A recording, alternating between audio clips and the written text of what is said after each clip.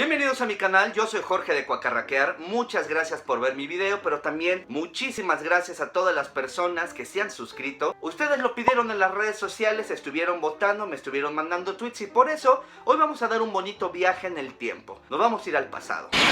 Vámonos juntos a una época en la que el dólar costaba 3 pesos. Sí, existe una época en la que el dólar costaba solo 3 pesos. Vámonos a una época en la que las películas se veían en cartuchos como este. Y cuando el sábado era tu día favorito de la semana, y no porque te fueras a ir de peda con tus amigos, sino porque te la podías pasar viendo al Carisaurio. Hoy en Cuacarraquear tenemos las 10 mejores caricaturas de los 90. Número 10, Rugrats, Aventuras en Pañales. Este es uno de esos ejemplos en los que de repente algo explota y se convierte en un fenómeno en todo el planeta. Y es que no me vas a dejar mentir. Tú o alguien de tu familia seguro tuvieron una mochila de Carlitos o de Tommy. Era inevitable, para donde quiera que voltearas te los ibas a encontrar. Todo el mundo quería estos personajes. ¿Y cuál fue la razón por la que el planeta entero se enamoró de las Aventuras en Pañales? Pues es que las caricaturas eran muy divertidas, porque este grupo de bebés transformaban la realidad con el poder de su imaginación. Y aunque suena bastante mamila o al lugar común, la verdad es que sí eran muy divertidas. Porque, por ejemplo, cuando estos bebés querían subirse a un sillón, en su mente eso se convirtió en una aventura súper épica como si fueran a escalar una montaña. Aventuras en Pañales duró al aire 13 temporadas, hicieron 2 películas para el cine y además tienen una estrella en el Paseo de la Fama de Hollywood. Fueron creados por el estudio Classy Supo, que además eran los encargados de animar las primeras caricaturas de Los Simpsons. En el número 9 tenemos 2 caricaturas empatadas en el mismo lugar, pero es que la verdad no podrían existir una sin la otra. Beavis and Butthead y Daria. Esta caricatura se estrenó en 1993 por MTV y es la que mejor representa lo que significaba ser un adolescente calenturiento y medio menso en los 90. Beavis and Butthead fueron creados por Mike Judge y este par de idiotas se convirtieron en un fenómeno de culto en todo el planeta. La caricatura tampoco se trataba de mucho, era un par de tarados que estaban en la secundaria, que vivían en una casa donde se la pasaban comiendo nachos, tratando de robar cervezas y viendo videos musicales de los cuales se burlaban sabrosamente. Esa fue una parte del éxito de esta caricatura, su sentido del humor negrísimo. De hecho, junto con Los Simpsons y Ren y Stimpy, fue una de las primeras caricaturas que neta no estaban dirigidas al público infantil. Este par de calientes tenía como máximo en la vida el tratar de ligarse a alguna chica de la secundaria para tener sexo con ella, pero la verdad es que eran repulsivos, nadie los pelaba. La máxima ironía es que en esta caricatura ellos estuvieron a punto de tener sexo muchas veces con mujeres mayores o con algunas prostitutas, pero siempre algo pasaba que les cebaba el encuentro y ellos terminaban tan virgencitos como siempre. Y ya que estamos hablando de sus compañeras de secundaria, tenemos que mencionar a Daria, que antes de tener su propia serie apareció por primera vez en las caricaturas de Beavis and Butthead. Daria estuvo al aire por 5 temporadas, se hicieron 2 películas para televisión y para mí esta es una de las mejores series, no nada más animadas sino series de televisión que mejor retratan lo que es ser un adolescente, cuando te sientes completamente inadecuado o diferente a los demás, y retrata muy bien todo este mundo de la preparatoria con los chicos populares, los deportistas, las chicas guapas, los frikis, los nerds, los raros. Y es una visión mucho más interesante de la adolescencia que lo que ofrecían otras cosas más populares como Dawson's Creek. Que neta estaba bien chafa Dawson's Creek. Pero la verdad es que Beavis and Butthead fueron mucho más populares que Daria. Hasta se hizo una película que se estrenó en los cines y fue todo un éxito de taquilla. Se hicieron videojuegos y hasta lanzaron CDs. Número 8. La vida moderna de Rocco.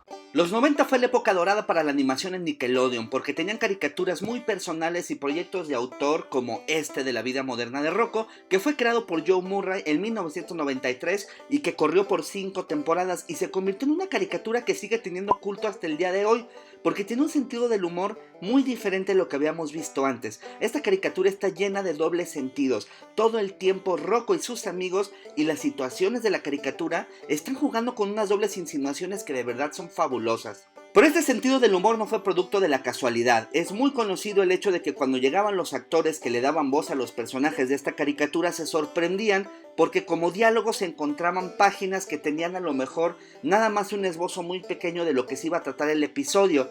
Y el director y creador de Rocco les pedía que improvisaran, que le empezaran a meter de su cosecha y que se imaginaran que estaban interpretando una rutina de comedia en vivo para un público. Y eso hizo la gran diferencia. Y por eso Rocco sigue siendo una caricatura de culto entre muchísimas personas en el mundo, porque tiene un sentido del humor bastante sofisticado.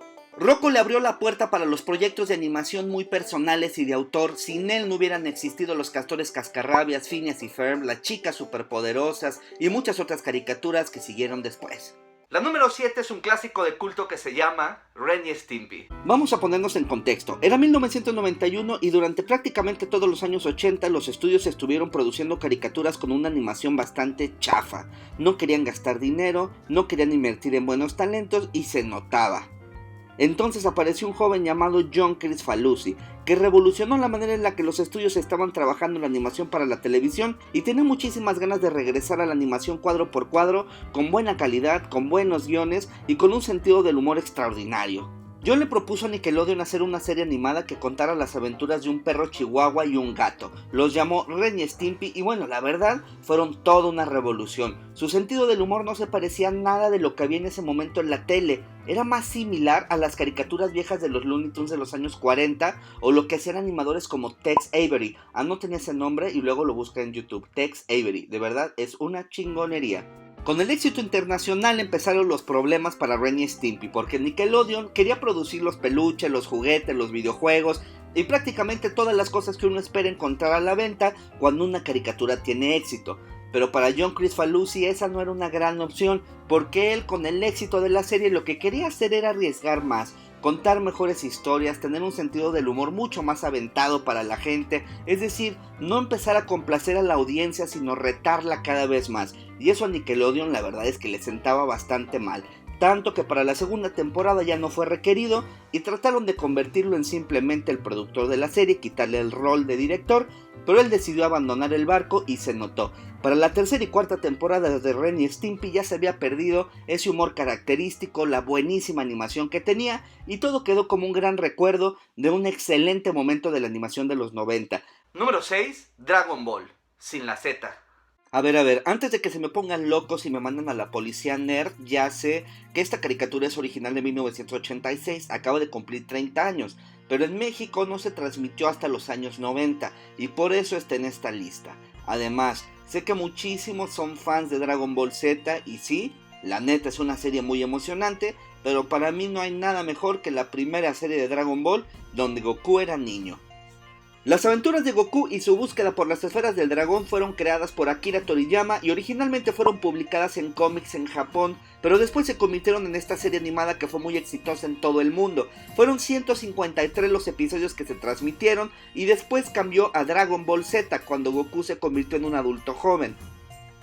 Dragon Ball se convirtió en la caricatura favorita de millones de niños en todo el mundo, pero también fue censurada en muchos países, porque tiene varias escenas que son consideradas bastante subidas de tono para las sensibilidades de Occidente, porque por ejemplo, este viejito pelón que ves ahora en la pantalla, que es el maestro Roshi, pues está enamorado siempre de las jovencitas y está tratando de verle los calzones, y esas escenas pues evidentemente eran cortadas, o también algunas en las que Goku, en su inocencia de niño que creció solo en el mundo, cuando ve por primera vez a una mujer le toca las boobies y trata de bajarle los calzones para ver qué es lo que ella tiene entre las piernas. Por su extraordinario sentido del humor, sus buenas secuencias de acción y su historia épica, Dragon Ball es todo un clásico que incluso sigue siendo el favorito de nuevas generaciones. Número 5, las chicas superpoderosas. Esta caricatura comenzó en 1998 y fue creada por Craig McCracken, un animador que comenzó su carrera trabajando para el laboratorio de Dexter, así es que una vez más, todo siempre está conectado. Las chicas superpoderosas son tres niñas que tienen características muy distintas. Una es la fuerza, otra es la inteligencia y la otra es los sentimientos. Ellas fueron creadas por un científico en un laboratorio que necesitaba unas defensoras para la ciudad de Saltadilla, que siempre era amenazada por un montón de villanos. Pero lo interesante es que estas niñas, además de patear traseros y patearlos durísimo todo el tiempo, nunca perdían su inocencia infantil ni sus características femeninas, y eso hacía que fuera más fácil para los niños y las niñas de la época que se pudieran identificar con ellas. Se convirtieron de verdad en un fenómeno tremendo. Se hicieron muchísimos juguetes, hasta videojuegos, e incluso protagonizaron una película que se estrenó en el cine. La serie corrió por 6 temporadas y poco a poco fue perdiendo fuerza hasta que se canceló. Y los años no hicieron más que posicionarla como una serie de culto, porque tampoco es que haya muchas películas o series animadas protagonizadas por superheroínas. Número 4. X-Men. Ya habían existido otras caricaturas basadas en los personajes de Marvel Comics, pero nunca antes alguna como los X-Men, porque por primera vez los fanáticos de los cómics podían encontrarse en la pantalla de su televisión a los mismos personajes y a las mismas historias de las cuales ellos se habían hecho fanáticos entre las viñetas de la historieta. Esta caricatura duró 5 temporadas y nos presentó algunas de las historias más famosas en la historia de Marvel Comics, como la saga del Fénix Oscuro y los días del futuro pasado, que incluso ya los pudimos ver adaptados al cine.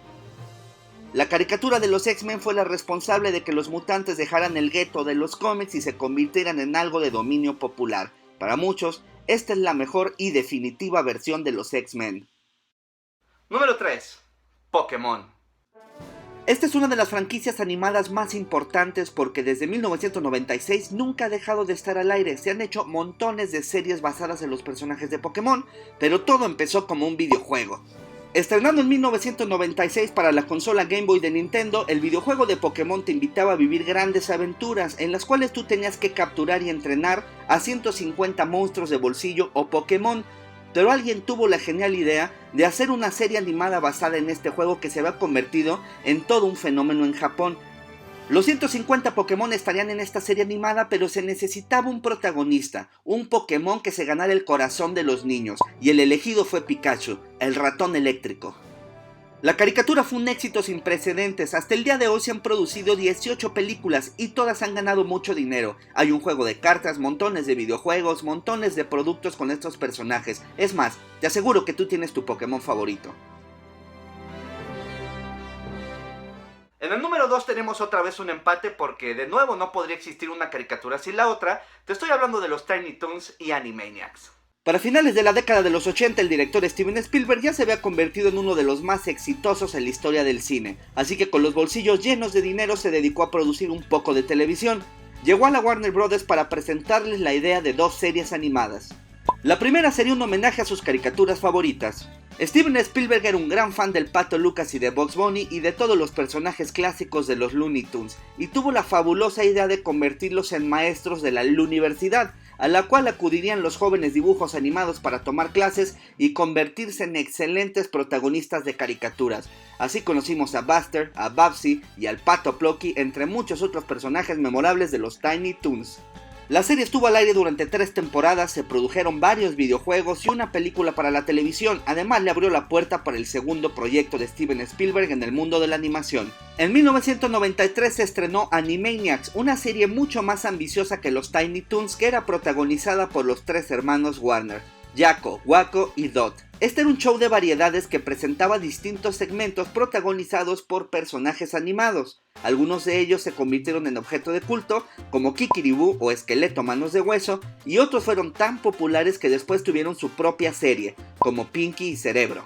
La serie estuvo al aire durante 5 temporadas, fue muy exitosa, se produjeron varios videojuegos basados en sus personajes y se les considera a los Tiny Toons y a los Animaniacs como las series responsables de haber elevado la calidad de la animación norteamericana. Y el puesto número 1 es para Batman, la serie animada. Para mí esta es la mejor serie animada de los 90 por 4 razones. La primera es por su extraordinario diseño de arte, que fue obra de Bruce Timm. Los personajes fueron tan icónicos que se convirtieron en el molde a seguir para las próximas series animadas basadas en personajes de DC Comics. La serie era tan oscura que tuvo que ser modificada para que se pudiera ver en los televisores de la época. Todo el diseño de Ciudad Gótica y su arquitectura estaba inspirado en el movimiento del Art Deco. La animación se hacía con una calidad muy cercana a lo que se podía ver en una sala de cine y no se escatimaba a la hora de generar las increíbles secuencias de acción de Batman. La segunda razón es que esta serie tenía detrás de ella a talentosos escritores. El más famoso de ellos es Paul Dini, creador de episodios clásicos como Corazón de Hielo y Amor Loco, donde apareció por primera vez Harley Quinn. Esa chica orate que se ha convertido en la sensación desde que el mundo la vio en el tráiler del Escuadrón Suicida, apareció por primera vez en la serie animada de Batman. La tercera razón es la música, porque a diferencia de otras series animadas de la época, para la serie de Batman se componía un score especial para cada episodio, que además era interpretado por toda una orquesta filarmónica, lo cual no era nada barato, pero los resultados eran extraordinarios. Y la cuarta razón es que esta serie generó su propia mitología, porque si bien estaba ya inspirada en los cómics más famosos de Batman, logró generar sus propias historias originales, y eso hizo que tuviera miles de fans en todo el mundo, y que todos los productos alrededor de esta serie animada se convirtieran en un éxito de ventas. Para muchos, esta serie animada es incluso superior a todas las películas que se han hecho de Batman. Y así terminamos el video con las 10 mejores caricaturas de los 90. Si tú llegaste hasta el final del video, dale un pulgar arriba si es que te gustó. Muchas gracias por ver este video. Hasta pronto.